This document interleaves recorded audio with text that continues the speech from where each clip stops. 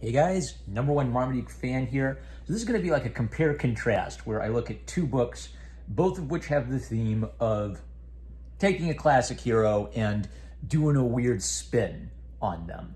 One of them I think is extremely successful and essentially, although it changes the character significantly, I think lets me get into the story and enjoy the character as, oh yeah, this is a different take on Batman. The other one takes Wonder Woman and uses her.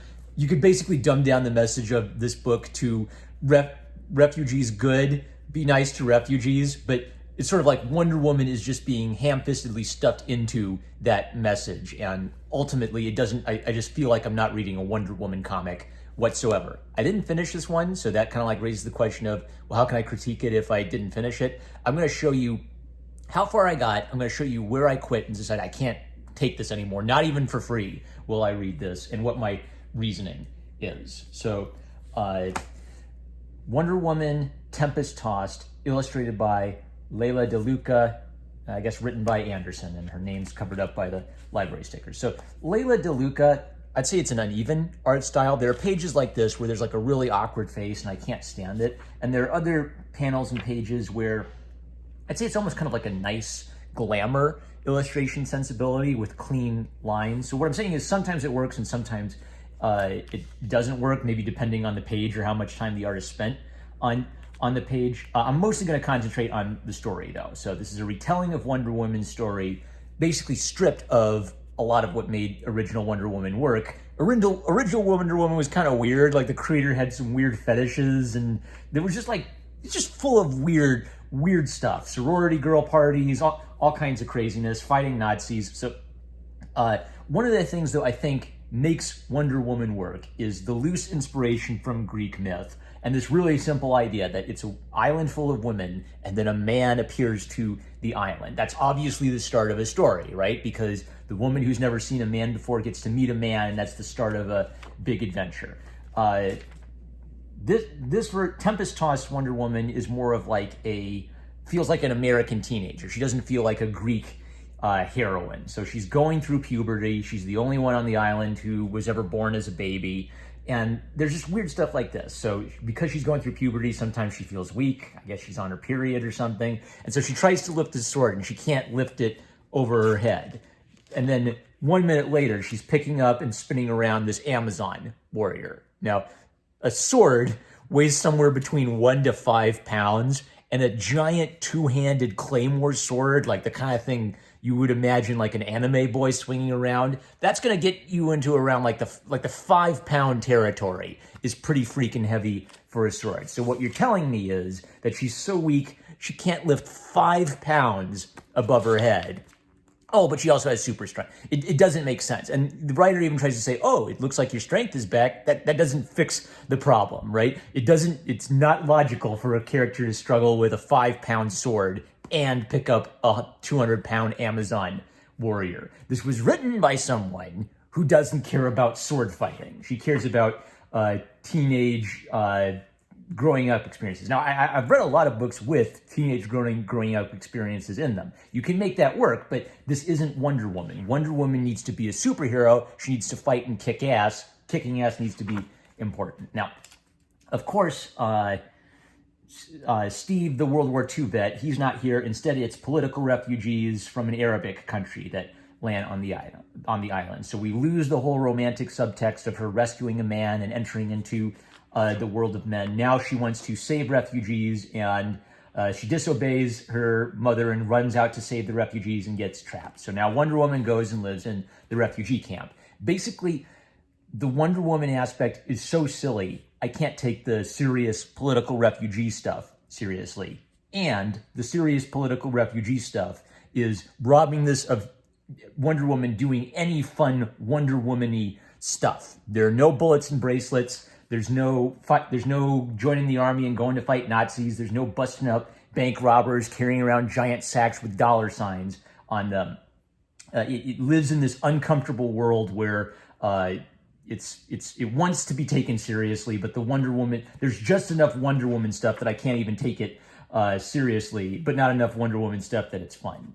Later, of course, Wonder Woman gets mad at 2 boys who are catcalling her. And I sort of paused at this moment and I just thought, what is it with the catcalling meme? The catcalling's existed for decades, right? Like, it's been a joke that construction workers make mean jokes about girls as they walk by. I met a construction worker, and he told me the story that because of that, stereotype, construction workers have now kind of like been pushed to the opposite extreme, where construction workers are basically not expected to not look at or interact with women, period. Zero looking, zero talking, do not even acknowledge their existence, right? So I've always felt like rude construction workers making smart alecky comments about women's butts, that's sort of like, it's rude, but it's just a part of life, and the fact that working class people aren't going to follow the rules of polite, genteel society.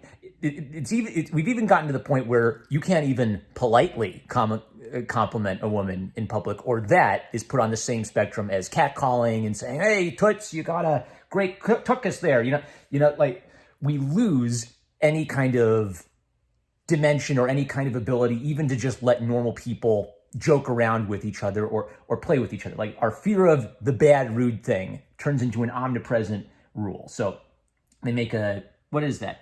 Give me that sweet candy, baby. Physical violence. That's not nice.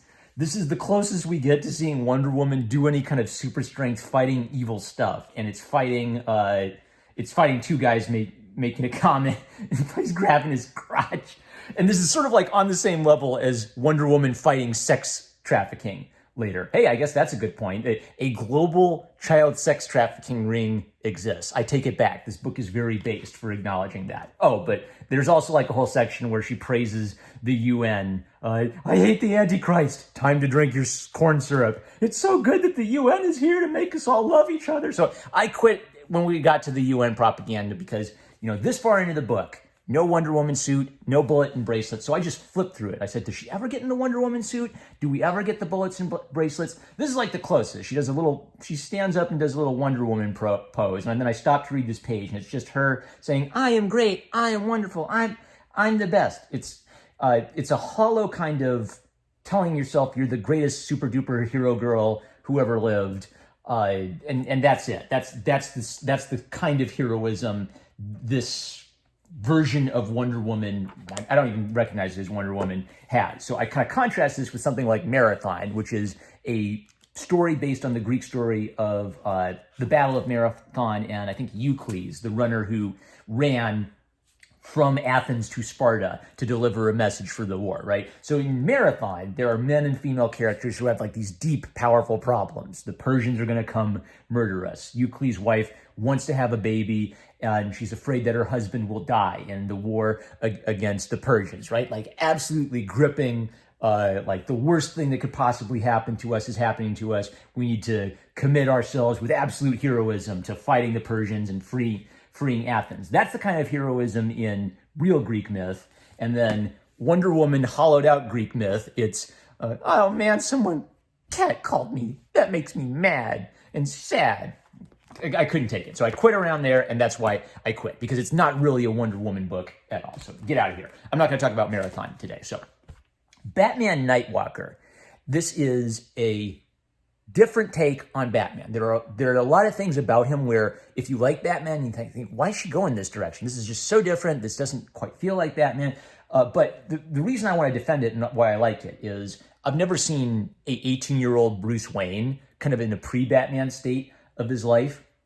It's sort of like I think it's based on a novel by Mary Lou. It was adapted by Stuart Moore, and the illustrations are by Child Wild Goose. So this is an example of doing something different with a hero, but because it's good, I sort of accept it and say, okay, I'm going to go along with this sort of fragile teenage Bruce Wayne. When you think about it, this is kind of like an age, 18 is an age where I don't think we've ever seen Bruce Wayne, or very little. It's almost always, it goes straight from 9-year-old Bruce Wayne seeing his dead parents to like 29-year-old Bruce Wayne as the Batman. Maybe you see a little bit of 20-something Bruce Wayne doing kung fu training. But this is an 18-year-old Bruce Wayne who, I don't think he's decided to be Batman yet, but it's sort of like he has the qualities that will make him Batman.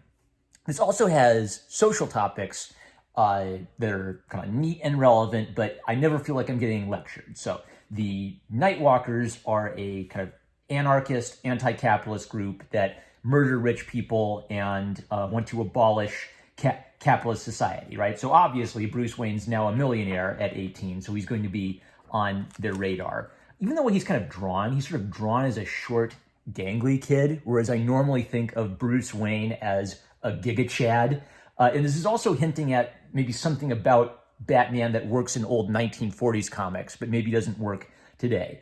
Old 1940s Batman, who wears his underwear on the outside, you sort of accept that because it's like, yeah, he's like a circus strongman, and he runs out and he fights bank robbers with his fists, right? Once we get into the 21st century, how the heck does a superhero make sense?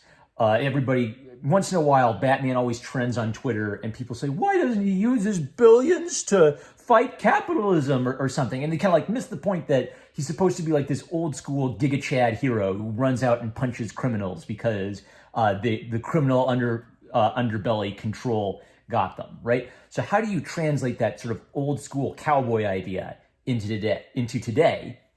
And there's this really neat idea that Bruce, being a little bit of a tech nerd, helps him be a superhero in today. So his understanding of technology lets him build things that make him like a technologically superior super soldier. He's able to fight the evil hackers with his own elite hacksaw skills. He's a little bit scrawnier and skinnier as a kid, but he also has this gumption where when he sees the bad guys running away from the police, he's just dangerous and just risky enough that he'll go chasing after the criminal himself to try to hunt him down. Now, he gets in trouble for this, so it's almost like he needs to be Batman because if he does it as Bruce Wayne, he actually has to face consequences for what he did. So he gets put on probation, and he has to clean things up at Arkham Asylum. I forget the detective's name. I even like that the detective, so she's like a black female detective, but she doesn't feel like a woke character. She's just competent. She's good at her job.